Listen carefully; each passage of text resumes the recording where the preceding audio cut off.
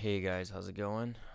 Today I'm going to be showing you how to compress.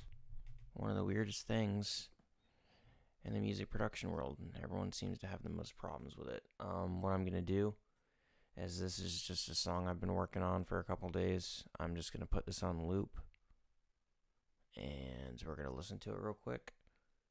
And then after that, we're going to, I'll show you the best way to go about compressing things.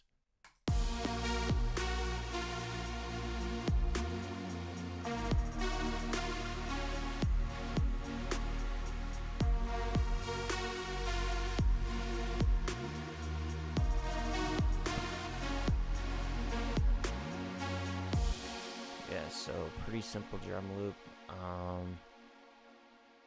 What we're gonna do is just cut this in half right here. Yep, alright. And then we can solo just the drums. I am using FL Studio 20. So if you see all these recordings right through here, that's why I've been doing this really cool thing that FL Studio can do.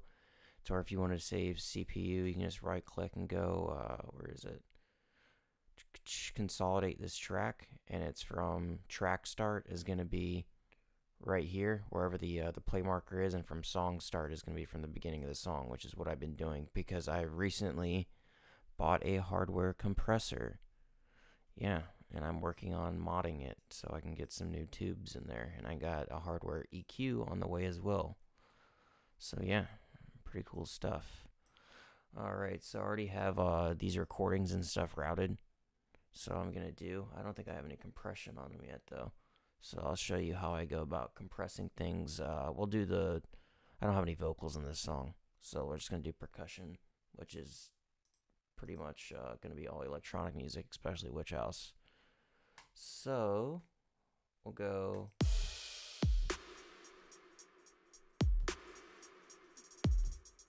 Drag this over. Alright. So here's our mixer. Let's see what I got going on with this EQ.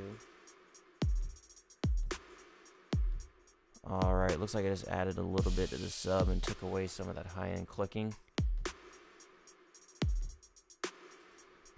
Pretty large difference. Alright, and next we're gonna find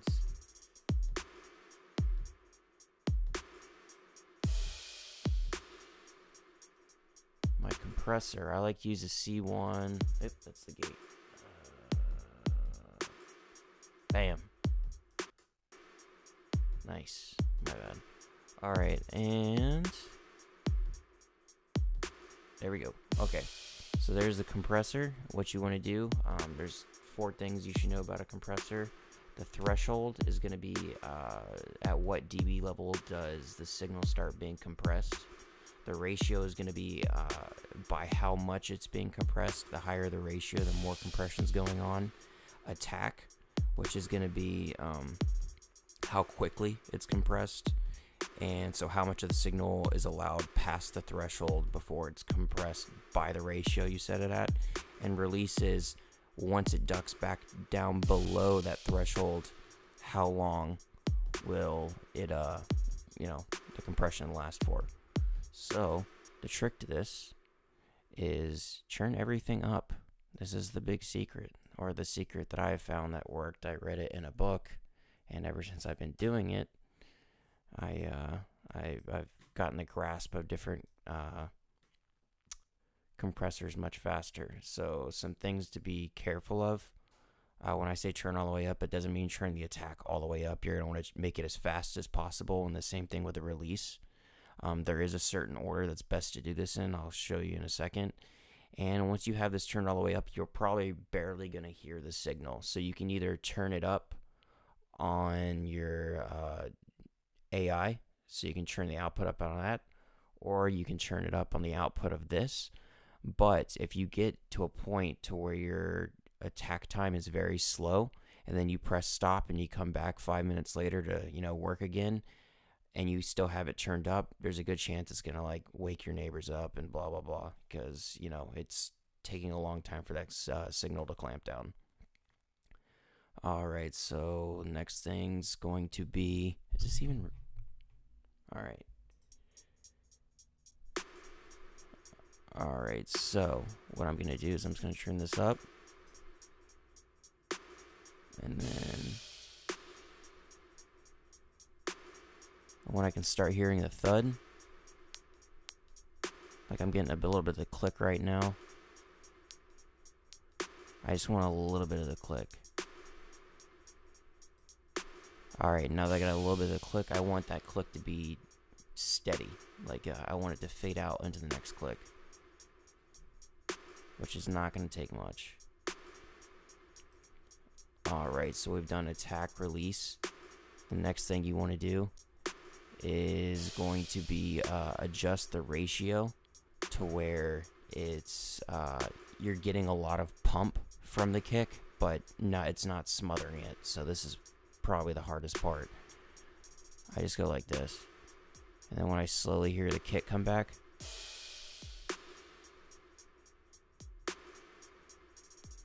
like that sounds pretty good. Alright, and then I'm going to knock this back down to where it was so I don't blow my speakers. And then I'm going to slowly work this way back up. And I usually like to move this back up. And if you click this down here on this one, it'll show you how much gain reduction you're doing. So right now it's at 4.1, 1.6. I usually like to go around the 3. Cool. Like, yeah, we're getting a little bit smoother of a kick now.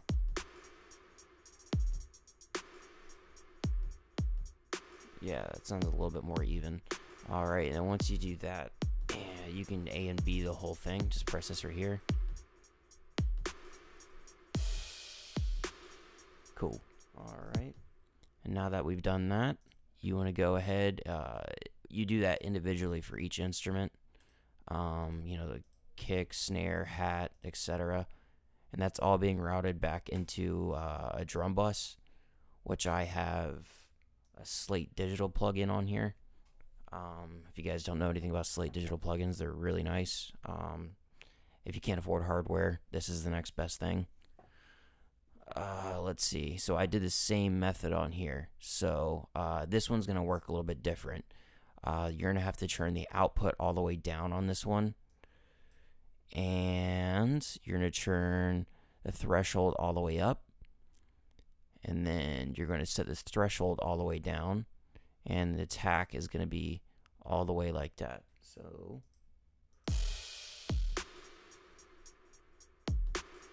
and then on this one, there's going to be a high pass filter.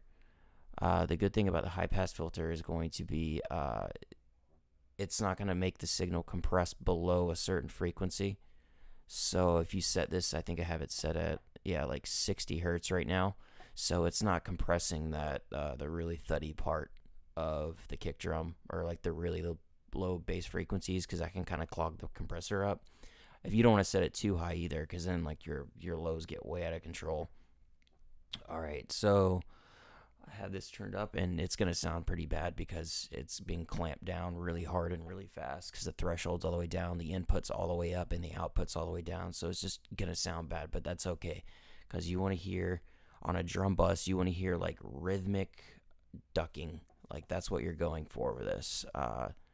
Like you want to, the kick drum wants to be diving down and then coming back up as the snare is coming back in.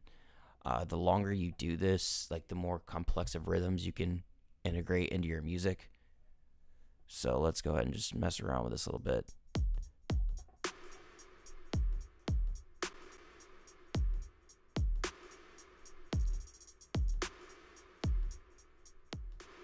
Alright, there we go.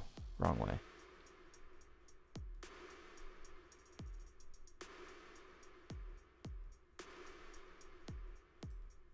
Alright, so I'm setting the attack time to where the kick drum can still breathe, but you don't want it to set up to where, you know, each sound, because, you know, all percussion sounds have a really fast transient. You want to make sure those transients are under control.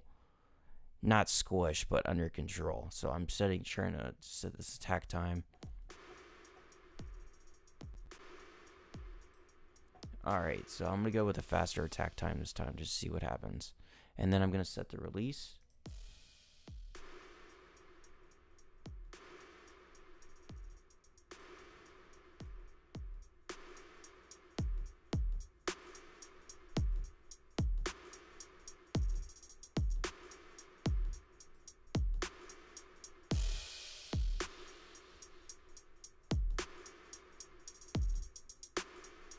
Alright, so that sounds pretty decent. Alright, now we got that set to where we want to. I'm going to turn that back up. That needs to stay there.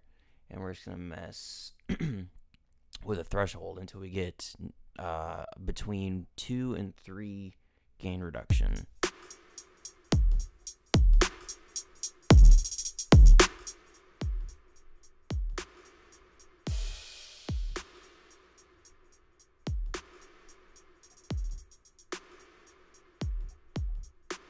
That I'm pretty happy with that.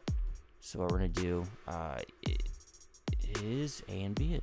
I think I have some EQ on this one as well. Yeah, I got some of the snare drum come up a little bit. Looks like I got some of the bottom of the snare drum cut out. I think that's to make room for the saw pluck. Yeah, that's what that is. The overhead sound really nice. Alright, let's pause this. Cut that. Alright. I think, let's A and B this real quick.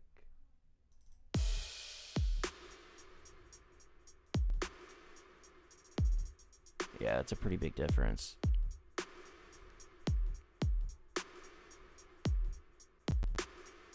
Alright, cool. I think that's going to be about it for today. I'm going to put a link in the description of this video showing, it's a video of the Shadow Hills mastering compressor. It's either Shadow Hills or Silent Hill, I can't remember. Anyways, it's like a $9,000 mastering compressor, and you guys shouldn't spend the money on it, but in the video the guy cranks it all the way up, and out of every compression video I've seen hardware wise on YouTube, this one you can really hear what a compressor is doing. It's really squishing it down, but it sounds good, so you can hear what compression is supposed to sound like. But anyways, thanks for watching. If you want to support the Grimoire Bandcamp is up and running. I have a Patreon account that I'm working on right now. When it's up, I'll post a link to it in this video. I think that's gonna be about it. Yeah, social media, whatnot, etc. Peace.